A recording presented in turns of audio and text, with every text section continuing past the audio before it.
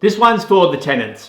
As a tenant, you need to understand what is an emergency and what is not an emergency. So here's some examples. First thing you do is call your property manager if it's during business hours. If it's after hours, call on the emergency line. If you don't know what that is, go to your lease right now, find it and stick it on the fridge so when you need it, it is handy. So let's run through some examples. Water heater. If it's burst and leaking a lot and it's inside, yes, that's an emergency. If it's only leaking a little bit and it's inside or outside, that is not an emergency. If you have no hot water, that is an emergency. Garage door doesn't open or it doesn't close correctly. Both of those things are emergency because they are a security/safety issue. Circuit breakers. The main circuit breaker keeps popping. First thing you do is isolate any appliances you have plugged in. Once you've done that, if it still pops, yes, that is an emergency. If it turns out to be your toaster that's causing that circuit breaker to pop, that was not an emergency and you're going to get that bill. Blocked toilets. If there's only one toilet in the house, yes, that is an emergency. If there's a big storm and the roof is leaking, yes, that is an emergency. If there's a gas leak, absolutely, that is an emergency. And as a catch-all, any type of natural disaster which causes you some sort of distress, that probably is an emergency. That's it for this week. The market update is next week.